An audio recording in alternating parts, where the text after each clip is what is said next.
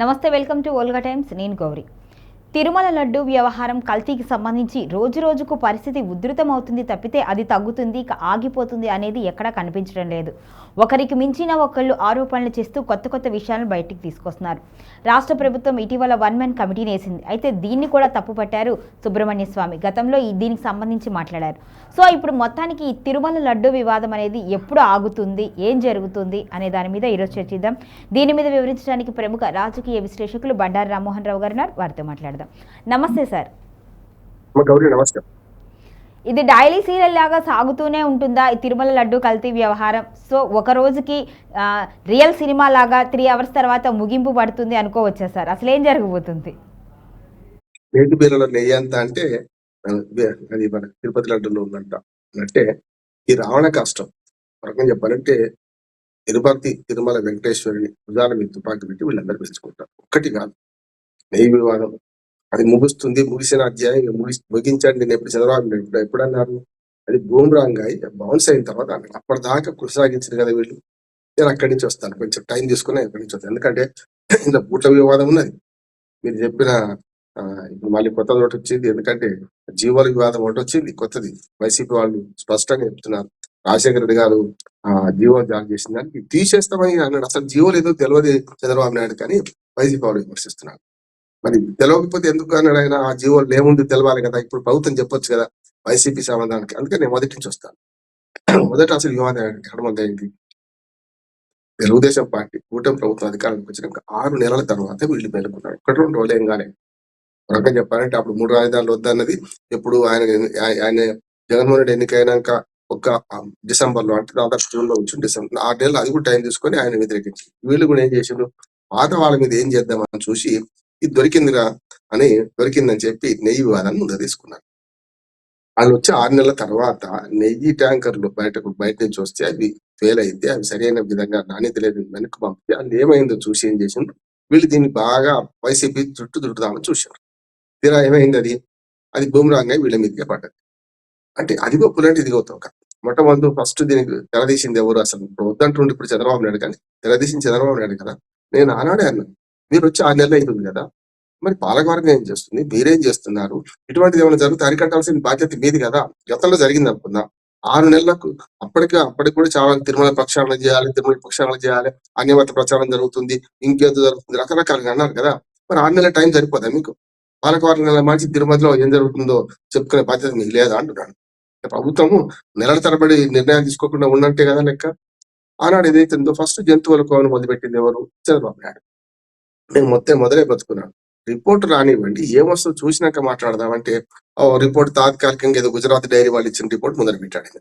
జంతువుల కొవ్వు కలుస్తుంది అంటే జంతువుల కొవ్వు ఎట్లా కలుస్తుంది అని చెప్పింది ఆ రిపోర్ట్ లో. ఆవు గాని పశువు ఏదైనా సరే 2 రోజులు ఆహారం పెట్టకపోతే తన శరీరంలోని కొవ్వును కరిగించుకుంటది, కరిగించుకొని పాలిస్తుంది. 2 రోజులు సరైన ఆహారం తినకపోతే అందులో జంతువుల కొవ్వు అని 10% వచ్చే అవకాశం ఉంది అని కూడా రిపోర్ట్ లో ఉన్నది. దాన్ని చూపెట్టుకొని వీడు జంతువుల కొవ్వు అన్న నెంబర్ 1. వీడు జంతువుల కొవ్వు అని ఏంటంటే పవన్ కళ్యాణ్ సనాతన ధర్మం పేరు మీద ఆయన పంది కొవ్వే కలిసింది అని అంటున్నాను. నేనంటే అరే మీరు ఎందుకు మాట్లాడుతున్నారు? రిపోర్ట్ రాంది అంటే పాత ప్రభుత్వాన్ని బదనాలు చేస్తాం అనుకుంటారు కదా. మీరు ఆ ట్యాంకర్లు వెనక్కి పోయినాయి, మళ్ళీ ఒకే రోజు 24 గంటలు వెనక్కి వచ్చి మళ్ళీ వచ్చినాయి కదా. ఏఆర్ ట్యాంక్ దాకా పోయి వచ్చే టైం ఉందా? ఈ మరి ట్యాంకర్ల కమిషన్ తీసుకోవడానికి వెనక్కి బాకి మళ్ళీ ముందుకు తీసుకున్నారని ప్రశ్నించారు. మన అందరం మాట్లాడాం కదా. దానికి సమాధానం అంటే ఇటువంటి ప్రశ్నలకు 2 పార్టీలు అంటున్నాను. నేను ఇద్దరిని మాట్లాడతాను, సమాధానం ఇస్తలేవు. అంటే ఒకరి మీద బురద చల్లుకోవడం తప్ప బురద ఏమిటి, వేడనా బురదనా అనే ముచ్చట లేకుండా పోతుంది. ఇది ఫస్ట్. ఇది జరిగిన తర్వాత ఏమైంది? దాని సనాతన ధర్మం నష్టమైంది, పంది కొవ్వు కలిపిందని మెట్లు కడిగిండు, బొట్లు పెట్టిండు, పెద్ద ఎత్తున ఊరేగింపు తీసిండు. సనాతన ధర్మం నేనే ప్రతినిధి బీజేపీ వాళ్ళు మాట్లాడి విచిత్రం ఏంటంటే ఇప్పుడు జగన్మోహన్ రెడ్డి బదనం చేసే క్రమంలో రహస్య స్నేహితులు ఎవరు?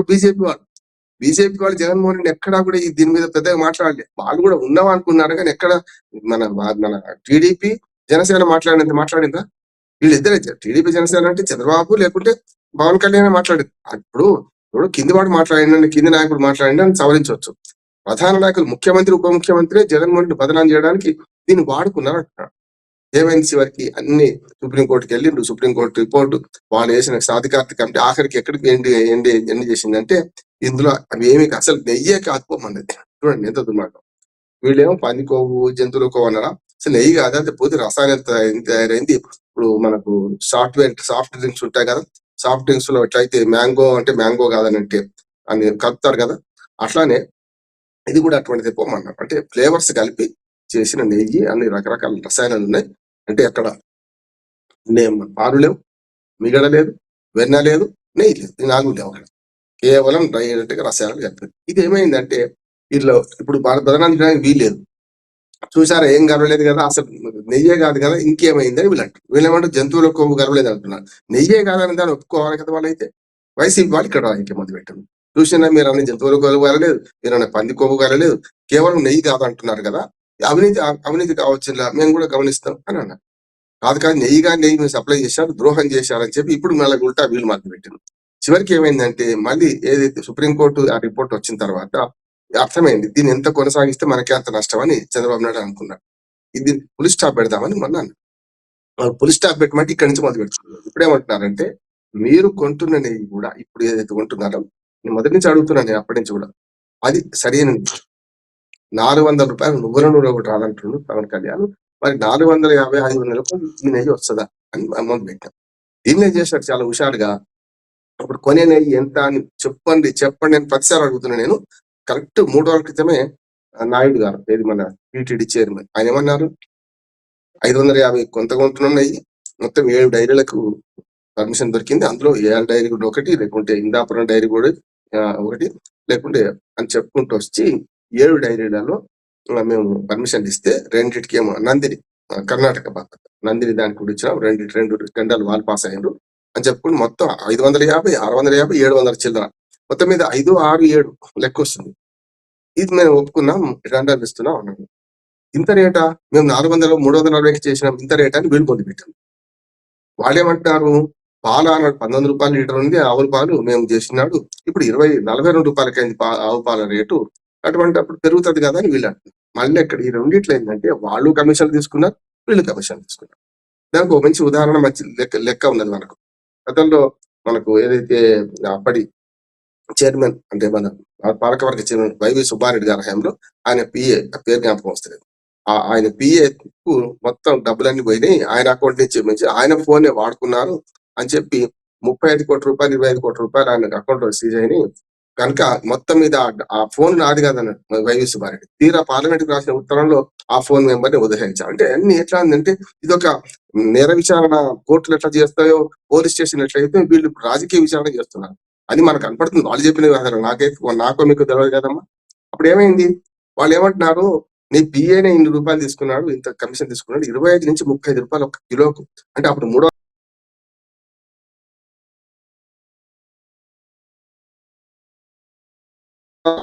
కదా, మరి దీనిలో మీ కమిషన్ ఎంత అని రెండిట్లో కమిషన్ ఉన్నాయి నేను అంటున్నా. అప్పుడు వాళ్ళు తీసుకుని కరెక్టే, కరెక్టే అంటే కాదు. ఇప్పుడు ఉదిపోయి ఏమైంది, హెరిటేజ్ ముందరికి వచ్చింది.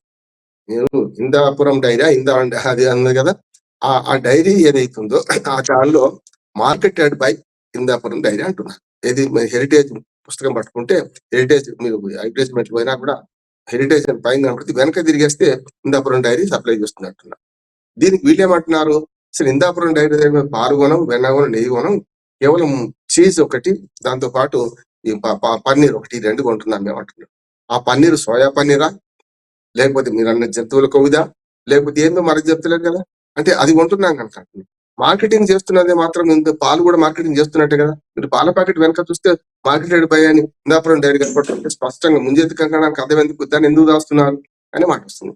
హెరిటేజ్ మీద మాత్రం నేను వీళ్ళు మాట్లాడే మాట తప్పు అంటున్నాను. ఎందుకంటే మండలి సాక్షిగా మన వత్స సత్యనారాయణ గారు మాట్లాడారు, దాని మీద వాళ్ళు కేసు వేసారు. మనం కూడా మాట్లాడడానికి వీల్లేదు. ఏమనంటే అనవసరంగా హెరిటేజ్ డైరీ అనే దాన్ని నష్టపరుస్తున్నారని భువనేశ్వర్ గారు మొన్న సుప్రీంకోర్టులో పిలిచారు. సుప్రీంకోర్టు కూడా స్పష్టంగా చెప్పింది, మీరు సాక్షి పేపర్లో రాసిన రాతలు తీసేయండి, మీడియాలో పెట్టిన వార్తలు తీసేయండి, దాంతో పాటు ఒకవేళ అది మనకు సోషల్ మీడియాలో పెట్టుంటే దాన్ని కూడా తొలగించండి, లేకపోతే ఆ సోషల్ మీడియా ప్లాట్ఫామ్స్ ని వాటి మీద చర్య తీసుకుంటారు సుప్రీంకోర్టు డైరెక్ట్ అన్నది కదా. అయినా బుద్ధి రావడం లేదు వీళ్ళకి, మళ్ళీ అదే పని చేస్తున్నారు. మళ్ళీ హెరిటేజ్ మీద వీళ్ళు దాడి చేస్తారు, దానికి మాకు నష్టపరిహారం ఇప్పించాలని ₹1,00,00,000 నష్టపరిహారం అని చెప్పి 100 కోట్లకేమో వాళ్ళు పిటిషన్ వేసుకున్నారు. ఇది సిల్సిలా నడుస్తుంది. ఇది పోయింది, కొత్తది వచ్చింది మాది. అందుకని మనోహర్ గారు నిన్న మన మాజీ ఆంధ్రప్రదేశ్ స్పీకరు అట్లాగే వాళ్ళ మంత్రి, రాష్ట్రంలో మంత్రి నాదెళ్ల మనోహర్ గారు ఒక మంచి మాట చెప్పిండు. అయ్యా దేవుళ్ళ మీద రాజకీయాలు చేయకండి అని. ఆయన ఇద్దరికి గట్టి పెట్టిండు. అటు చంద్రబాబు నాయుడుకు, ఇటు జగన్మోహన్ రెడ్డికి. మంచి మాట అంటున్నాడు. నేను ఇంతకు ఆయన అనకముందే నేను కూడా అంటున్నాను. నేను అన్నాను కూడా. నేనేమంటానంటే ఇప్పుడు కొత్తది కూట్ల రాజకీయం ఒకటి వచ్చింది కదా! ఏమంటున్నారు? అసెంబ్లీ సాక్షిగా నిరసన వ్యక్తం చేయడానికి వెంకటేశ్వరుని ఫోటో చూపించి, అయ్యా మీరు దేవుడి పేరు రాజకీయాలు చేయకండి, ముగించండి అని మండలిలో గొడవలో బొత్స సత్యనారాయణతో పాటు మన వైసీపీ సభ్యులు ఒక ఫోటో ఒక విగ్రహాన్ని చూపించారు. కింద బూట్లు ఉన్నాయి, కింద చెప్పులు ఉన్నాయి, చూపెడతారా విగ్రహాన్ని పట్టుకుంటారా? ఇదొకటి దొరికింది నాకు. అంటే అసలు ఇంగిత జ్ఞానం ఎందుకు నశిస్తుందో అర్థమైతలేదు వీళ్ళకి. ఇప్పుడు ఒక మాట అంటే ఎదుటి నాలుగు వేలు మన దిక్కే ఉంటాయని ఎందుకు జ్ఞానం ఉంటది? చంద్రబాబు నాయుడు గారి ముందు పెట్టింది దీన్ని. అంటే ఎంత దుర్మార్గం అంటే ఎంత అనుభవజ్ఞుడు, ఎందుకు ఇట్లా పోతుందో అర్థమైతలేదు. ఆయన చెప్పులతోనే మొదలుపెట్టాడు. చెప్పులతో బాగానే ఉంది. విధాన మండలిలో అయితే చెప్పు దొరక దేవాలయం అయితే కాదు కదా, చెప్పు దొరుకునే వస్తారు ఎవడైనా. చాలా మంది అంటే చెప్పులు విడిచే అలవాటు పెరిగి అక్కడ సినిమా థియేటర్లో పోతే కూడా బయట చెప్పులు విడిచిపోతున్నాడు. గుళ్ళకు గోపురాలు తిరిగేవాడు. వీళ్ళకి అట్లా తయారైంది. వీళ్ళంతా మెంటల్ గా తయారైంది. చిప్స్ పాడైపోయాయి అంటాడు. వీళ్ళు ఏం చేసిండ్రు? చంద్రబాబు నాయుడు మళ్ళీ మొదలు పెట్టిండు. వెంటనే ఏమైంది? గూగుల్ మనకి ఏదైనా పోతే టక్కన కొడితే ఇదే చంద్రబాబు నాయుడు ఎన్నిసార్లు బూట్లు దొడుకొని చెప్పులు దొడుకొని శంకుస్థాపన చేస్తున్నారు, ఎన్నిసార్లు పటాలు పట్టుకుంటున్నారని ముచ్చట వచ్చేసి అయిపోయిందా? ఇప్పుడు మీరు పరువు తీసుకున్నారు కదా, ఇంకోటి కూడా వచ్చింది. ఆ పరువు పోయిందని భయానికి చంద్రబాబు నాయుడు ఇంకో ఉపాయం చేసింది. నిన్న కాక మొన్న వేరే సభలో ఒక ఆయన విగ్రహాన్ని, వెంకటేశ్వరుని విగ్రహానికి ఇస్తున్నారు. వీళ్ళందరికి అలవాటు అయిపోయింది, పైరవీలు అయిపోయింది. వెంకటేశ్వరుని పేరు మీద ఢిల్లీకి పోయినప్పుడల్లా చూడండి లడ్డూల గంప, దాంతో పాటు వెంకటేశ్వరుని విగ్రహం తీసుకుపోతారు. అందరు కేంద్ర మంత్రులు ఏం చేసుకుంటారు అర్థమైతే అవన్నీ ఏం చేయాలి? వాళ్ళందరూ తీసుకెళ్లి విగ్రహాలు ప్రతిసారి పోయినప్పుడల్లా అమిత్ షాకి 100 సార్లు ఇవ్వచ్చు, మోడీకి 100 సార్లు ఇవ్వచ్చు. ఈ 100 విగ్రహాలు ఏం చేసుకుంటారు వీళ్ళు? పోయినప్పుడల్లా చెప్పులు విడిచిస్తున్నారా చూడండి. అమిత్ షాకి ఇచ్చినప్పుడు ఫోటో ఉంది కదా, మనం చూసినాం కదా. వీళ్ళందరూ అంటే తన బాధ బయటపడ్డది. ఇప్పుడు ఏం చేసిండు? ఒక సభలో కూర్చొని సభలో నిలబడితే ఆయన ఇస్తుంటే జ్ఞాపకం వచ్చింది. అరే మొన్నటి దాకా నన్ను అంటున్నాడు కదా అని చంద్రబాబు నాయుడు రాగని చెప్పి మళ్ళీ కుర్చీలో కూర్చొని చేతులతోని బూట్లు ఇప్పడానికి కూడా కాళ్ళతో కాదు, ఒక్కోసారి చేతులు ఉపయోగించాల్సి వస్తుంది. తీసి సాక్షి మీద నిలబడి మళ్ళీ ఫోటో అనుకున్నాను. నేనేమంటానంటే నువ్వు చేతులతో బూట్లు ఇట్లా అన్నావు కదా, అల్లేదు అనుకుందాం చేతులు అన్నాడు. అప్పుడే విప్పినావు కదా, విప్పినాక నువ్వు పట్టుకునేది ఏంది? మరి అదే చేతులతో కదా పట్టుకుంది కదా. పట్టుకోవడమే కాదు, ఎదుటి ఇచ్చేవాడు కూడా చెప్పులనే గమనించి విప్పురా చెప్పులు అంటే ఇప్పుడు అంటే సుబ్బిని శుద్ధ పూసని ఎప్పుడైనావా? ఇప్పటిదాకా పాత ఏమైంది? పాత వీడియోలు ఏమని నువ్వు వాళ్ళిద్దరిని ఏమన్నా వైసీపీ జగన్మోహన్ రెడ్డి కూడా కాదు అక్కడ, వైసీపీ మండలిలో సభ్యులు అదేందో విగ్రహం పట్టుకుని దాన్ని రాజకీయం చేయడానికి మళ్ళీ దేవుని వాడుకున్నారు కదా. చంద్రబాబు నాయుడే ఈ కథకు మొదలు పెట్టిండు. ఈ కథ ముగింపు ఆయన చేతిలో ఉంది. తప్పైంది, మేము నెయ్యిది కానీ ఏం చేయము అని చెప్పి ఇప్పుడు ఒక శ్వేతపత్రం ప్రకటించాలి అనుకోండి. ఏమనంటే ఆనాడు నెయ్యి సప్లై చేసిన వాళ్ళ మీద కేసులు పెట్టాలి కాదు, తప్పే. వైసీపీ వాళ్ళు జైలుకు పంపాలంటాడు. రెండవది ఇటు పక్కన మనకి ఇప్పుడు సప్లై అవుతున్న నెయ్యిలో కూడా దుర్మార్గం ఉందా, మంచి ఉందా, ఒక నిష్పక్షపాత కమిటీతో చేయమండి. ఇంకా ఏకసభ్య కమిషన్ వేసాడు. ఏకసభ్య కమిషన్ వేసుకుంటూనే ఏకో నారాయణ అంటే ఇప్పుడు నలుగురితో నారాయణ గారు ఏకసభ్య కమిషన్ ఏమైతుంది? వీళ్ళు చెప్పినట్టే ఇస్తారు చూడండి. అసలు సిట్టు పోయింది, సుప్రీంకోర్టు సాధికారత కమిటీ అన్ని ఇచ్చింది, అవన్నీ పోయినాయి. ఇప్పుడు ఏకసభ్య కమిటీ ఏం చేస్తుంది?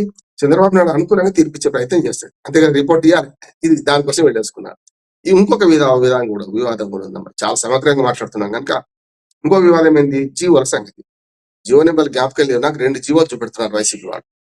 ఒక జీవోనేమో 7 కొండలు, ఇందులో లెక్కనే లేదు, అది 7 కొండలు కాదు 2 కొండలే అని చెప్పి వైసీపీ అన్నది అన్నట్టు చాలా మంది అప్పుడు గొడవ పెట్టారు. అది ఇప్పుడు మళ్ళీ మనకు వైఎస్ రాజశేఖర రెడ్డి చుట్టుకున్నాడు. ఆయన గతంలో 2 కొండలే అన్నాడు, మేము 7 కొండలు అన్నాం అన్నాడు. ఇప్పుడు ఆ జీవో ఏదో చూడకుండా ఆ జీవోను పూర్తిగా తొలగిస్తామంటే జీవోలు ఏముంది అంటున్నారు? 2 కాదు 7 కొండలు ఉన్నది. 7 కొండలు తొలగిస్తారా, మళ్ళీ 2 కొండలు అంటారా అనే మాట వచ్చిందా? రాలేదు. ఇంకొక జీవో 2 పక్కపక్కే. ఆ జీవోలేమో అన్యమత ప్రచారం చేయకుండా జీవోలు అంట, దాన్ని కూడా తీసేస్తా అంటున్నాడు ఈయన. అంటే ఈ స్క్రిప్ట్ ఇవ్వడానికి రాసిస్తే చదువుకునే బదులు చూసుకోవాలి కదా. నేను మాట్లాడదాం అనుకుని వచ్చిన, నేను దీని మీద ఏం జరుగుతుందని తెలుసుకోకుండా మాట్లాడితే తప్పే కదా. మనకున్న ఇంగిత జ్ఞానం కూడా వాళ్ళకి లేదా అంటున్నాను నేను. ప్రభుత్వాల దగ్గర సమాచారం ఉంటుందమ్మా. ఆ జీవో నెంబర్ ఏంటి, అందులో ఏముంది చూసుకోకుండా చంద్రబాబు నాయుడు మాట్లాడడం వల్ల ఏమైంది? పోనీ చంద్రబాబు నాయుడు కరెక్ట్ అనుకుందాం కొద్దిసేపటికి. నేను కూడా ఆ జీవో చదవలేదు, చూడలేదు. ఆ జీవోలో ఉన్నది తెలుసుకోకుండా మాట్లాడుతున్న చంద్రబాబు నాయుడు అంటున్నాను నేను. కానీ వైసీపీ వాళ్ళు స్పష్టంగా అంటున్నారు, జీవో చూపించుకుంటే ఇవి ఉన్నాయని చెప్తున్నారు. అన్నారు తెలిసింది కదా, మనకు ఎప్పుడు తెలవకపోయేది కదా. పోనీ వాళ్ళన్న తప్పు ఆ జీవోలో తప్పే ఉంది, 2 కొండలు ఉన్నాయి, ఆ రద్దు చేస్తున్నా చెప్పానండి చంద్రబాబు నాయుడు. లేదు, అన్యమత ప్రచారానికి వ్యతిరేకంగా కాదు, అది అన్యమత ప్రచారం చేయడానికి వీలుగా జీవో ఉంది, దాన్ని రద్దు చేస్తున్నామని చెప్పానండి. అంటే ఏది కరెక్ట్? ఇప్పుడు ఏది సత్యం ఏదా సత్యం, ఓ మహాత్మా ఓ మహర్షి అని ఎప్పుడో బాబా శ్రీశ్రీ గారు బాపోయారు తన కవితలో. మనం కూడా అదే అనాల్సి వస్తుంది. ఇప్పుడు హెడ్డింగ్ కూడా అదే పెట్టుకోవాలంటే ఈ ఇద్దరు చెప్పేదంటే ఏది సత్యం ఏదా సత్యం? నెయ్యి కల్తీ కరెక్టా? కరెక్టే. ఏనుగు అంత సమస్య కనపడుతుందంట. కల్తీ కాదు, అసలు కల్తీ నెయ్యి అనొద్దని, అంటే మా అపచారం. ఏమంటే నెయ్యే కాదు, నెయ్యిగా నేను సప్లై చేసిన వాళ్ళు ఏం చేస్తారు మీరు? రెండోది, మీరు చేస్తున్న నెయ్యిలో ఎంతవరకు నెయ్యి ఉన్నది? నేతి బీరల నెయ్యి అంటున్నదా? అసలు మీది కూడా అదేనా? అటువంటి నెయ్యేనా? చెయ్యాలి. 2. మూడోది ఏమంటున్నాను, ఈ జీవోల సంగతి ఏంటి? మూడోది అంటున్నాను. 4వది, బూట్ల సంగతి ముగించండి. ఇప్పటికీ ఉన్న ఇంకా అంటే నిజంగా కొన్నిసార్లు మనము అమ్మా ఇప్పుడు దేవుని విగ్రహం పట్టుకుంటాం అమ్మా, పట్టుకుంటే బూట్లు ఉన్నాయా లేవా ఇట్లా అయితే చాలా కష్టం, ఎవరు ఏం చేయలేం. ఆఖరికి జెండా వందనం అప్పుడు కూడా బూట్లు ఇప్పాలంటుంది, ఎవరు చెప్పలే అమ్మా. మనం గుళ్ళో నుంచి బయటకు వచ్చి ప్రసాదం ఉంటుంది, గుళ్ళో తీసుకున్న విగ్రహాలు ఫోటోలు ఉంటే అప్పుడు చెప్పులు వేసుకునే ఉంటాం కదా సార్. కేవలం దర్శనానికి వెళ్ళినప్పుడు ఆలయ పరిసరాల్లోనే వేసుకోకుండా ఉంటాం. అంటే ఇప్పుడు ఆ ప్రసాదం ఉంటుంది తీసుకొచ్చుకుంటాం, చెప్పులు వేసుకోకుండా ప్రసాదం పట్టుకుంటామా? అంటే మొత్తం కాళ్ళు అంటే అయ్యప్ప స్వాములు కాళ్ళు తిరగాలి అంతే కదా. మరి ఇంత దుర్మార్గము, ఎదుటి వాడిని తిట్టడానికో ఎదుటి వాడిని బదనాం చేయడానికో ఇటువంటి చీప్ ట్రిక్స్ ఎందుకు వాడుతున్నారు? చివరికి నేను 2 పాయింట్ల విజ్ఞప్తి చేస్తున్నాను. మీరు ఇద్దరు తప్పు చేస్తున్నారు. మొదలు పెట్టింది చంద్రబాబు, గ్యారంటీ చెప్తున్నా. ఈ మొత్తం వివాదం మొదలుపెట్టి చంద్రబాబు దాన్ని బాగా హైప్ క్రియేట్ చేసి సనాతన ధర్మం దుర్మార్గంగా మాట్లాడింది పవన్ కళ్యాణ్. చివరికి ఇక్కడికి వచ్చి ఇప్పుడు ఏమైందంటే, ఇది దేవుడి భుజాల మీద తుపాకీ పేల్చుకుంటారు, ఈ బూట్ల పంచాయతీ, అట్లాగే జీవోల పంచాయతీ. ఒకటి అనుకోండి, నెయ్యి పోయింది, నెయ్యి పోయి ఇప్పుడు కత్తి పోయి డాలు వచ్చే డామ్ డామ్ డామ్ అని గతంలో నేను కథ రాసిన, అట్లా ఉంది. ఇప్పుడు కత్తి పోయి డాల్ వచ్చింది, డాల్ పోయి ఇంకోటి వస్తున్నది. ఇప్పుడు వరుసగా 4 వివాదాలు మనం మాట్లాడిన మొత్తం 10 నిమిషాల వీడియోలో 4 వివాదాల గురించి మాట్లాడాను. నేను ఈ ప్రభుత్వానికి విజ్ఞప్తి చేస్తున్నా, ప్రభుత్వం మీ చేతిలో ఉంది, మీరు అన్ని ఎంక్వైరీ చేయొచ్చు. ఇప్పుడు వాళ్ళు అన్ని తప్పని నిరూపించండి. ఏది ఈ మాటలతో నొద్దిగా చేతులతో మీరు ప్రభుత్వం ఎంక్వైరీ పెట్టండి. ఎంక్వైరీ నేను చెప్పిన జీవోలు కూడా ఏంటి, వాళ్ళు అన్నది కరెక్టా మీరు అన్నది కరెక్టా చెప్పాలి కదా మాకు. ఇప్పుడు జీవోలు అయితే పారదర్శకంగా ఉంటాయి, ఆ జీవోలు ఏముందో మొత్తం తెలుగులో రాసి పత్రికలు ప్రకటించండి. కానీ ఎవడి పత్రిక వాడిది, ఎవడి ఛానల్ వాడిది, ఇష్టం అన్నట్టు వీడి మీద వాళ్ళ మీద రాస్తే ఏమైతుంది? అయోమయంలో నెడుతున్నారు ప్రజలను. అయితే ప్రజల్ని అయోమయంలో నెట్టకండి. మీరు ఇప్పటికైనా తిరుమల తిరుపతిలో ప్రక్షాళన మొదలుపెట్టండి. చాలా దుర్మార్గాలు జరుగుతున్నాయి. నేను చెప్తున్నాను కదా, అది లడ్డు విషయంలో గాని లేకపోతే ఆచార వ్యవహారాల విషయంలో గాని ఇప్పుడు ఏమైంది, ఇంకా వెనక్కిపోతున్నారు. మీరు అన్నాడు 1000 కాళ్ళ మండపం కూలగొట్టలేదా, ఇక అక్కడికి పోతుంది. ఎక్కడికి పోతున్నాం మనం అంటే తిరుమల తిరుపతిలో మొత్తం అపవిత్రమైంది అని అంటున్నాడు. ఇప్పుడు ఆఖరికి ఏమైంది? ఇప్పుడు ఏదో సినిమాలో నా భార్య అనుకొని మీ భార్యను నేను కౌలించుకున్నా అని చెప్పి వాడు రోజంతా ప్రచారం చేస్తారు చూడండి, అట్లే ఉంది. అంటే తిరుమల తిరుపతి దేవుణ్ణి ఆ సినిమాలో చూపెడుతున్నారు. తప్పు, అపచారం చేయకండి. మీరు రాజకీయాలు ఉంటే విధానపరమైన రాజకీయాలు చేయండి. 3 రాజధానులా, లేకపోతే ఇప్పుడు క్వాంటమ్ వ్యాలియా, లేకపోతే రకరకాల గూగుల్ హబ్బా, వీటి మీద ఉన్నాయి రాజకీయాలు. విధానపరమైన ఏమైనా చేసుకోండి. కానీ దేవుని చుట్టూ రాజకీయాలు ఎందుకు దింపుతున్నారు అంటున్నారు. దయచేసి ఇప్పుడు కూడా చెప్తున్నా, దేవుని చుట్టూ రాజకీయాలు దింపకండి, అనవసరంగా ఈ వివాదం ముగించండి అని నేను 2 పక్షాలను కోరుతున్నాను. Okay, right sir, thank you so much.